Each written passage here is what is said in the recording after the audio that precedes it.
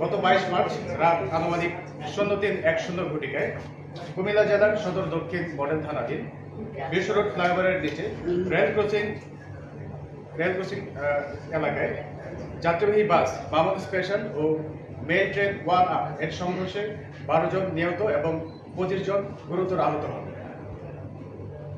প্রাথমিক তদন্তে জানা যায়, কর্তব্যরত গেটম্যান রেল ক্রসিং এলাকায় গেটটি বন্ধ না করায় উক্ত ঘটনাটি ঘটে। উক্ত ঘটনায় ভিকটিম সোহেল রানার খালা শেফালি আক্তার বাদী হয়ে লাকসাম রেলওয়ে থানায় একটি মামলা দায়ের করে।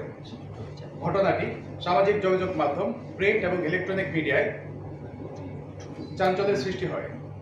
আলোচিত এই ঘটনায় সরকারের উচ্চ পর্যায় থেকে 3টি তদন্ত কমিটি গঠন করা হয় এবং জড়িতদের গ্রেপ্তারে দ্রুত আইনানুগ ব্যবস্থা গ্রহণে নির্দেশনা প্রদান করা হয়।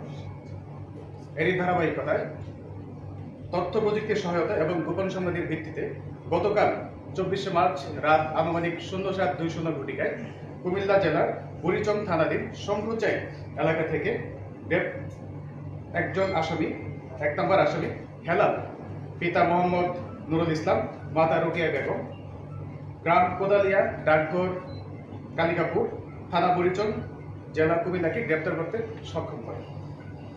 প্রাথমিক তদন্তে জানা যায়, দুর্ঘটনায় কবলিত বাস মামুন স্পেশাল গত 21 মার্চ রাত যশোর থেকে লক্ষ্মীপুরের উদ্দেশ্যে রওনা করে এবং 22 মার্চ রাত আনুমানিক 03:10 ঘটিকায় বাসটি কুমিল্লা জেলার দক্ষিণ মডেল থানাধীন পদুয়ার বাজার এলাকায় ফ্লাইওভারের নিচে রেল ক্রসিং পারাপারের সময় বাসের সাথে ট্রেনের ইঞ্জিনের আঘাত হওয়াতে বাসটিকে প্রায় 1 কিলোমিটার টেনে নিয়ে যায় এবং ঘটনাস্থলে 12 জন নিহত হয় এবং 25 জন গুরুতর আহত হওয়ার পর তাদেরকে বিভিন্ন হসপিটালে ভর্তি করা হয়।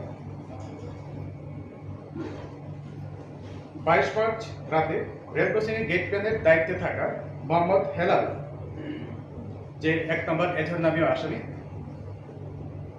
তার দায়িত্ব অবহেলার কারণে এই ঘটনাটি ঘটেছে বলে ধারণা করা যাচ্ছে। গ্রেপ্তারকৃত আসামিকে জিজ্ঞাসাবাদে সে এই ঘটনার সাথে সম্পৃক্ত বলে অকপটে স্বীকার করে।